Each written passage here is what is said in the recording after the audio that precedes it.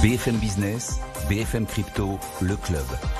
Sandra Gandoin. Bonjour à tous, bienvenue dans le club BFM Crypto en direct aujourd'hui, comme tous les jours, entre 15h et 15h30 sur BFM Business. On va parler de Bitcoin, on va parler d'Amazon aussi, on va parler de stablecoin, des top flops de la semaine avec mes invités. Pauline Armand, des journalistes BFM Business. Bonjour Pauline. Bonjour. Lilian Aliaga, cofondateur d'Oak Research. Bonjour Lilian, ravi de vous retrouver dans l'émission. Et Enzo Allo, CEO de cryptopatrimoine.fr. Bonjour Enzo, vous allez bien? Ça va, merci.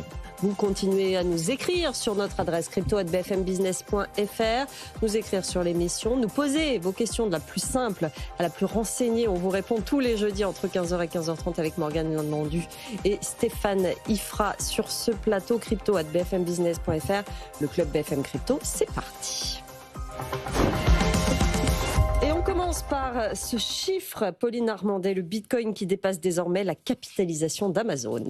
Oui, avec une capitalisation de plus de 2470 milliards de dollars, le Bitcoin est donc devenu le 7e actif le plus valorisé au monde, selon le site marketcap.com. Et donc, du coup, sa valorisation, elle se situe entre celle de l'argent, enfin l'actif argent, et donc celle d'Amazon. Et ce qui est intéressant de noter, c'est que la capitalisation du Bitcoin, elle a quand même doublé en l'espace de seulement un an. Voilà, entre octobre 2024 et octobre 2025, on a quand même une progression qui est assez immense de la valeur de la reine des crypto-monnaies. Oui, ça c'est très intéressant. Il faut dire qu'on a eu une année, un début d'année, 10 premiers mois complètement fou dans ce domaine. Pour autant, avec sa volatilité, est-ce que Bitcoin va rester finalement devant le géant Amazon, peut rester devant Amazon, Pauline ? Alors, on le verra effectivement au cours des prochaines semaines, mais c'est vrai que déjà cet été, et pour la première fois de l'histoire, le Bitcoin, la capitalisation du Bitcoin avait déjà dépassé celle d'Amazon, mais ça n'était resté qu'un temps, effectivement, à cause de sa volatilité. Mais c'est vrai que cette fois-ci, les experts se disent que le Bitcoin rentre quand même dans une phase beaucoup plus mature, d'institutionnalisation depuis 2024. On a la politique pro-crypto des États-Unis qui rentre en jeu. Plein d'actualités qui sont assez favorables au secteur. Et donc, peut-être que Bitcoin restera à cette place-là. Devant le géant Amazon. Nous, on croise les doigts dans l'émission. Évidemment, Lilian Aliaga, vous l'expliquez comment ce chiffre ? Écoutez, c'est un symbole, on va dire, puisque, comme on le dit, on peut très vite redescendre en dessous, remonter au-dessus et naviguer autour très longtemps. On sait que Bitcoin a un prix qui varie quand même énormément. Pour moi, je le vois juste comme un symbole et une étape supplémentaire dans la thèse d'investissement qu'on a plus ou moins tous sur Bitcoin depuis quelques années maintenant, qui est que c'est un actif qui va, dans tous les cas, avoir une valorisation qui va tendre à augmenter au vu du contexte dans lequel on se trouve aujourd'hui. Non, c'est une étape supplémentaire, une étape symbolique intéressante, mais en tout cas, oui, je suis persuadé que dans un an, on sera bien au-dessus de cette limite-là. Mais quand on vous écoute, ça a l'air banal comme ça, mais ça a doublé quand même en un an. Cette année-là, pour les cryptos et pour Bitcoin, elle est exceptionnelle. Cet élément-là est plus intéressant pour moi à observer. C'est effectivement, on a eu l'année dernière un mois de novembre qui était stratosphérique avec notamment l'élection de Donald Trump qui a un peu libéré le marché, qui a propulsé Bitcoin, et une année 2025 qui a suivi sur plus ou moins le même rythme. J'avoue que j'avais pas la stat en tête. Je me souvenais pas qu'il y a un an on était en dessous aux alentours des 60 000 $ sur Bitcoin. Donc vu comme ça, effectivement, ça c'est plus impressionnant pour moi que le fait de dépasser Amazon, qui est effectivement, un symbole important, mais qui est, comme je le disais, juste une étape vers de nouveaux sommets pour Bitcoin à l'avenir. Enzo ? Je pense qu'on peut mettre en parallèle le fait que l'or également ait pratiquement doublé sa capitalisation boursière depuis sur la même période.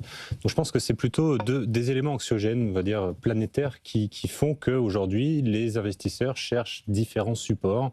Dans l'or, on a vraiment cette valeur refuge et ce côté matériel qui rassure, je pense, les épargnants.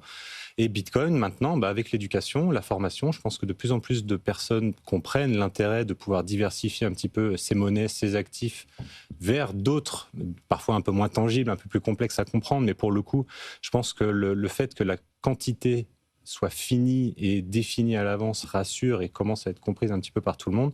Il y a aussi un autre élément que je trouve, moi, passionnant, et à chaque fois que j'en parle, ça fait généralement sourire, c'est qu'on bat des records depuis plusieurs jours sur Bitcoin et que, en fait, à chaque fois qu'on bat un record de valorisation, donc là, c'est en euros et en dollars, avant, c'était juste en dollars, là, l'euro, du coup, se fait un petit peu rattraper par le dollar récemment, en fait, ça veut dire que tout le monde est à la monnaie. Ça veut dire que à n'importe quel moment où vous avez acheté Bitcoin dans votre vie, au plus haut il y a quelques années, etc. Aujourd'hui, à chaque fois qu'on bat un record, tout le monde est à la monnaie, donc personne a perdu de l'argent. Donc ça, c'est un signal qui est très fort. À chaque fois que Bitcoin, ça paraît logique, mais à chaque fois que Bitcoin bat un nouveau record de valorisation, personne n'a jamais perdu d'argent, entre guillemets, s'il n'a pas vendu trop tôt ou s'il n'a pas paniqué à vendre. S'il a juste acheté, attendu, il ne peut pas être en moins-value. Ça, c'est un signal fort aussi. On a toujours dit que c'était du très long terme. Je pense aussi que c'est du très long terme pour le coup. Vous parlez de formation, d'éducation, d'adoption en gros. Pour autant, quand on regarde l'adoption en France, elle progresse pas si vite. Les chiffres ne sont pas du tout impressionnants. C'est, comme le disait Pauline, l'institutionnalisation là-dedans, dans ces chiffres-là, qui ressort. Bien sûr, c'est eux qui détiennent la majorité des encours financiers aujourd'hui. Malheureusement, ce ne sont pas les épargnants, les détaillants comme nous. C'est les institutionnels. Donc, c'était ceux à transformer et à faire venir sur ce marché-là pour capter tous ces nouveaux flux en euros et en dollars. Donc, c'est ce qui me fait dire qu'on est même au tout début, en réalité.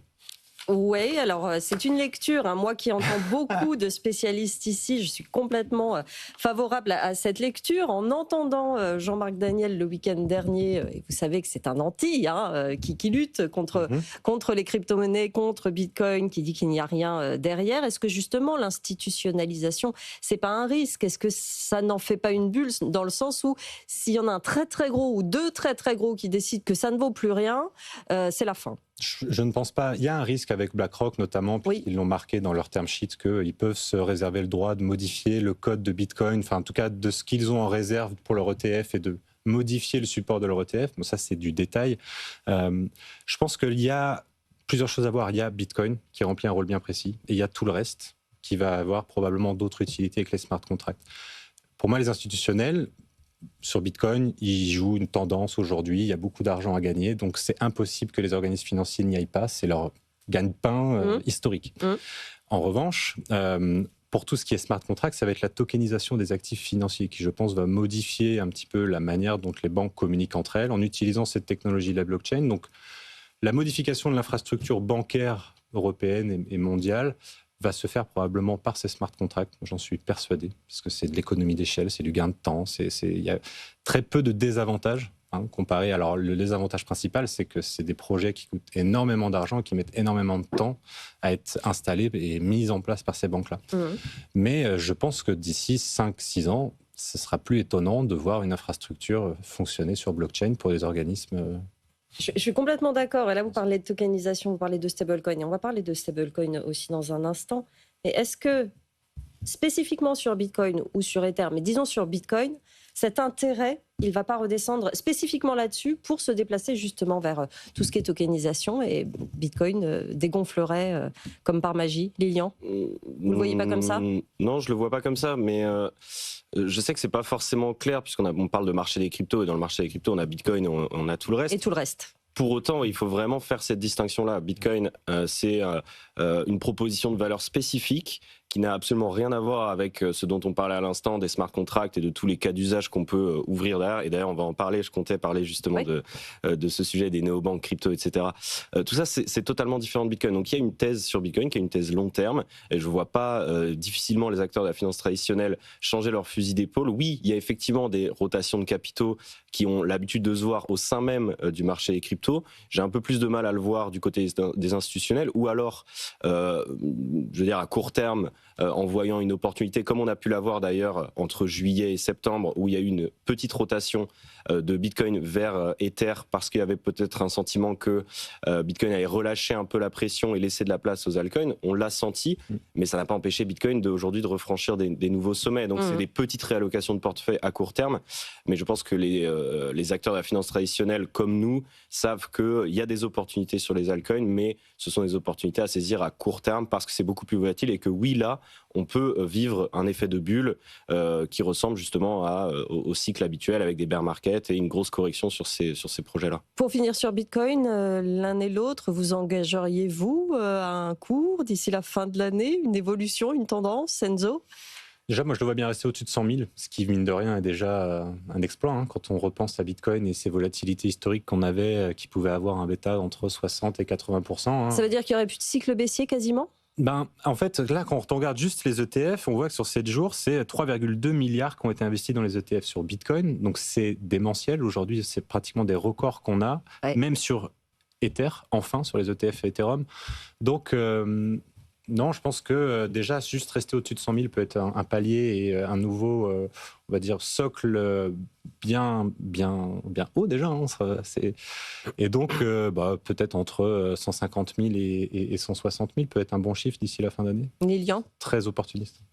Je me mouille un peu. Après, ça, c'est mon avis personnel. Je pense qu'on va avoir un Q4 en 2025 qui va être assez explosif.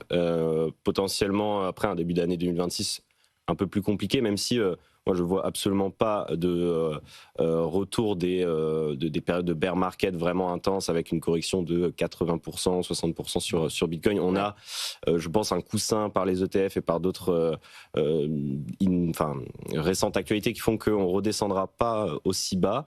Je pense qu'on restera clairement au-dessus du niveau des 100 000 $ là d'ici la fin de l'année, et à mon avis on pourrait facilement aller chercher les 130, 135 000 voire 140 000 $, même si je sens potentiellement que Bitcoin va laisser un petit peu de place aux autres cryptos, va dégonfler un petit peu et qu'on va avoir plus de profit à aller chercher sur d'autres projets, puisque il y a des tendances qui se dessinent en ce moment et je pense que ça va plus profiter aux altcoins. Autre actualité, Pauline Armandet, Coinbase qui va donner 12 000 $ en crypto-monnaie USDC à des jeunes Américains, des jeunes New-Yorkais en l'espace de quelques mois. Effectivement, ce sont des jeunes qui sont dans une situation précaire, qui ont des faibles revenus, et ils ont été tirés au sort dans le cadre d'un programme de revenus universel entre Coinbase et l'association Give Directly, qui en fait a recours pour la première fois aux dons en crypto-monnaie, parce que jusqu'à présent, elle était habituée à faire des dons en monnaie traditionnelle, notamment en dollars. Et donc l'argent, ce qui a aussi été décidé, c'est qu'il allait être donc viré sur un compte Coinbase en 2 fois. Enfin, en une première fois, 8 000 $ va être viré le premier mois, et ensuite il y aura 800 $ donc en USDC virés chaque mois. L'objectif à travers cette initiative, c'est déjà de pouvoir s'assurer qu'avec cette grosse somme d'argent au départ, eh bien les jeunes vont pouvoir investir dans différents projets, se payer des études, monter une entreprise. C'est déjà ça l'idée à travers ce projet de don en crypto. Mais il y a aussi une partie éducation, une partie savoir comment ça fonctionne, tout ça, les stablecoins, et éduquer ces jeunes-là au final, Pauline. Effectivement, il y a aussi l'idée de se dire qu'est-ce qu'on fait en donnant des crypto-monnaies à des jeunes, quels usages ils peuvent en faire. Et là, effectivement, donc l'idée, c'est vraiment de tester l'utilité des stablecoins au quotidien. Donc, ils vont avoir effectivement différentes options, soit virer ces stablecoins vers un compte traditionnel classique, soit utiliser les stablecoins parce qu'on sait que Coinbase, au même titre que d'autres plateformes crypto, proposent des cartes de débit et ils peuvent utiliser les stablecoins pour payer différents services. Soit, et c'est aussi une fonctionnalité de Coinbase, placer ces stablecoins et obtenir un certain rendement. Donc c'est vrai que c'est un programme où il y a des questions qui sont soulevées, notamment la question de savoir si vraiment les jeunes vont utiliser ces cryptos pour peut-être faire un peu de spéculation, ou si l'idée c'est vraiment de financer des projets derrière. Mais au moins, il y a ce mérite de se dire qu'ils vont recevoir ces stablecoins et il faut voir comment ils vont pouvoir les utiliser. Initiative hyper intéressante. Bon, évidemment, je vois mal en France une initiative encore de ce genre sur les stablecoins. On a un petit souci pour avancer sur le dossier. Lilian, c'est intéressant à quel point ça va vite là en ce moment, les stablecoins, notamment aux États-Unis. Oui, je comptais justement en parler. On peut peut-être directement enchaîner là-dessus. Effectivement, alors je pense qu'il y a, et c'est ce que je disais tout à l'heure, quelques tendances qui commencent à se dessiner actuellement dans l'écosystème crypto et pour les prochains mois, des tendances plus ou moins intéressantes pour les investisseurs, et notamment celle des stablecoins. Le truc, c'est que donc, le secteur des stablecoins est potentiellement le plus prolifique, le plus résilient, le plus rentable de ces derniers mois, on le sait. On n'a jamais eu vraiment de proxy pour s'y exposer en tant qu'investisseur, jusqu'à forcément l'introduction en bourse de Coinbase, qui a montré d'ailleurs à quel point il y avait un appétit de la part de la finance traditionnelle, des institutionnels pour ce secteur-là. L'action en bourse de Coinbase a explosé suite à son listing. Et on est en train d'avoir des nouvelles manières de pouvoir s'y exposer aujourd'hui, et notamment avec une tendance très intéressante qui est encore très jeune, on en entend un petit peu parler, et des initiatives qui commencent à naître, et c'est la tendance des néobanques crypto-néobanques en anglais. Donc l'idée c'est que les néobanques ont un peu bousculé le secteur des banques traditionnelles. Oui. Eh bien on va avoir des néobanques crypto qui exploitent les stablecoins pour aller bousculer les néobanques qu'on connaît actuellement. Ce seraient d'autres établissements, de nouvelles créations de nouveaux établissements, oui, des nouvelles entreprises, des nouveaux projets, dont le but est justement d'utiliser les stablecoins et en particulier donc la possibilité d'avoir des smart contracts sur la blockchain et de pouvoir faire circuler de l'argent sur la blockchain et donner des nouveaux cas d'usage à ces actifs pour proposer ces services de néobanques à des utilisateurs. Il y a plein de raisons qui expliquent que c'est désormais possible de le faire. C'est que depuis quelques années, on a eu quand même on a une vraie maturité des entreprises qui émettent les stablecoins. Donc on parlait de Circle avec l'USDC, on a aussi Tether avec son USDT, mais on a des acteurs pure player crypto comme Ethena par exemple, donc le troisième stablecoin le plus capitalisé du marché, USDE, qui est un stablecoin qui génère du rendement, mais ils ont aussi un stablecoin qui est régulé aux États-Unis. Donc on a par rapport à 2020-2021, on se souvient très bien des épisodes, notamment celui de l'UST de Terra Luna. On a vraiment grandi dans le secteur des stablecoins. On a grandi aussi au niveau de la finance décentralisée. Maintenant, on a des protocoles qui offrent quasiment tous les services qu'on peut trouver en finance traditionnelle, qui ont des liquidités qui sont à leur plus haut actuellement. Et puis, on a un cadre réglementaire, évidemment, aux États-Unis aussi qui permet de faire ça, le Genius Act, forcément, qui permet d'encadrer les entreprises qui émettent des stablecoins. D'ailleurs, Tether s'est conformé, hein, il va sortir un nouveau stablecoin pour Genius Act compatible. Effectivement, Tether et tout un tas d'autres entreprises maintenant. Et on a d'ailleurs plein d'acteurs qui viennent aussi se positionner en intermédiaire entre les émetteurs et le régulateur. Enfin, on a tout un écosystème qui est en train de naître autour de ça aux États-Unis. Mais donc, avec tous les ingrédients qu'on a, avec cet intérêt pour les stablecoins, on arrive à ce stade où il y a des entreprises qui veulent proposer ces services de néobanques. Et alors, je pourrais en citer quelques-unes, je vais en citer une en particulier parce que l'exemple est assez intéressant, notamment parce que c'est une entreprise qui est soutenue par Tether, enfin indirectement par Tether, par l'écosystème, on va dire, de Tether. Ça s'appelle Plasma. Plasma, en fait, est soutenu par Paolo Ardoino, le CEO de Tether, et par Bitfinex, qui est une entreprise très proche. Et Plasma, c'est une blockchain dont le but est uniquement de se spécialiser sur les stablecoins avec un focus évidemment sur l'USDT, donc notamment le fait que tous les transferts, tous les paiements en USDT ne coûtent aucun frais pour les utilisateurs. Ouais.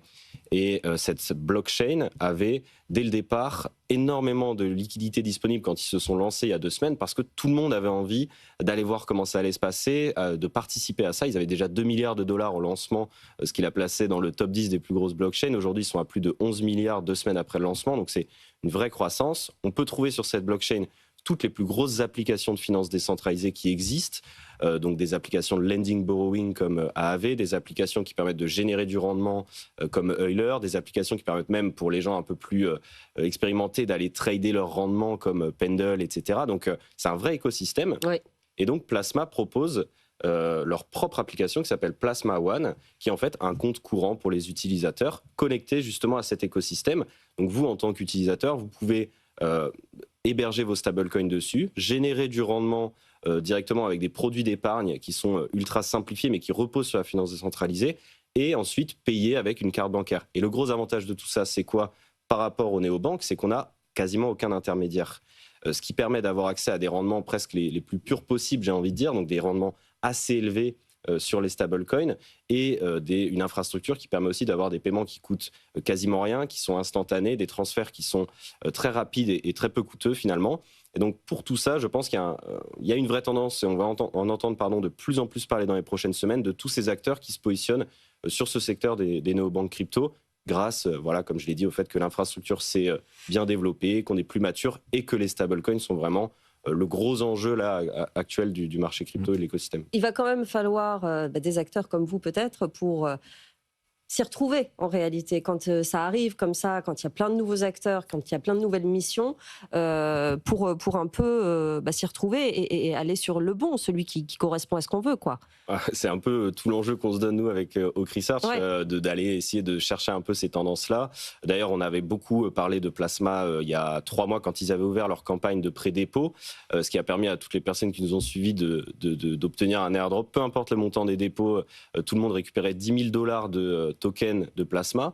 Donc là-dessus, on est plutôt content. Évidemment, Plasma n'est pas le seul acteur. J'en parle parce que c'est le plus intéressant, mais on prévoit de sortir une très grosse analyse sur Oak Research pour essayer de voir un peu quelles sont les forces en présence, qui a le plus de potentiel pour aller justement s'imposer dans ce secteur-là des néobanques crypto, et puis aussi quels sont les scénarios dans lesquels ça ne fonctionne pas, bien entendu. Mais oui, nous, c'est notre objectif de décrypter ce genre de tendance-là pour aiguiller au mieux nos lecteurs, bien sûr. Oak Research, ça a 1 an. Effectivement. Et là, vous avez sorti votre V2 et votre V2, effectivement. Votre formule premium. Voilà, exactement. Exactement, oui, ça fait 1 an déjà. On en avait parlé sur ce plateau d'ailleurs il y a 1 an.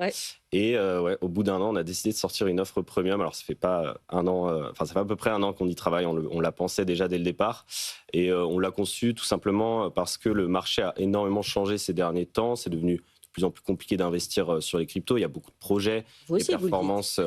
Oui, mais bien sûr. À part si on détient du Bitcoin, effectivement, normalement, on a peu de chances d'être perdant si on achète et détient du Bitcoin. Mais si on veut aller chercher d'autres performances sur d'autres types de cryptos, c'est devenu de plus en plus compliqué. Voilà. Et donc, nous, on s'est positionné en se disant qu'il y avait besoin d'avoir une source d'information qui apportait une analyse un peu différente, une analyse basée sur les fondamentaux, l'idée d'analyser un projet selon son activité on-chain, selon ses revenus, selon sa capacité à redistribuer ses revenus dans son token pour apporter de la valeur à son token, et donc permettre au projet de croître tout ça, ou analyser des tendances comme on fait actuellement. Et c'est ce genre d'analyse-là qu'on propose sur Oak Research. Et donc on a construit notre outil autour de ça. On a développé des produits qui sont vraiment centrés sur ça et qui sont donc dans notre offre premium. Donc j'invite tous ceux qui nous écoutent actuellement à aller voir sur le site. On a détaillé un peu tout ce qu'on propose. Je ne vais pas monopoliser la parole sur ça, je les laisse aller regarder. Mais effectivement, c'est un plaisir de pouvoir le faire après 1 an et de guider, continuer d'exister aussi dans un marché qui n'est pas forcément toujours facile à lire et qui est en constante évolution. Bien sûr. Et dans cette optique également, il faut regarder cette émission parce que toutes les semaines, il y a les tops et les flops d'Enzo Allo. On commence par quoi, Enzo? Les tops. Justement, par les tops, justement. On commence avec le top 3, du coup, SPX 69 000, enfin non, 6 900, pardon, donc plus 55%. Donc on en avait parlé déjà il y a 2-3 semaines. C'est un meme coin sur Ethereum, c'est une parodie du S&P 500, donc c'est à prendre plutôt à la blague. On le retrouve quand même dans le top de cette semaine avec plus 55%. On en parlait déjà aussi la semaine dernière, il y a une grosse tendance qui revient sur la DeFi et justement liée au stablecoin, de pouvoir utiliser des protocoles pour gérer un petit peu de monétaire. On a PancakeSwap qui revient avec 59%. Alors c'est assez intéressant en fait parce qu'ils viennent d'introduire une nouvelle mécanique qui permet fin de compte déjà de brûler une partie des jetons PancakeSwap lors de transactions. Donc ça fait un petit peu comme Ethereum, un effet déflationniste sur le montant total de réserve. Et en même temps, une fonctionnalité d'ordre à court limité qui permet de gagner des frais aussi. Donc en fait, ça pousse les gens à garder le token Cake et en même temps de faire des transactions sur le réseau, ce qui fait que les gens en veulent plus. Et en même temps, plus ils utilisent la technologie sur PancakeSwap, plus ils réduisent le nombre de jetons, donc plus 59%, plutôt intéressant.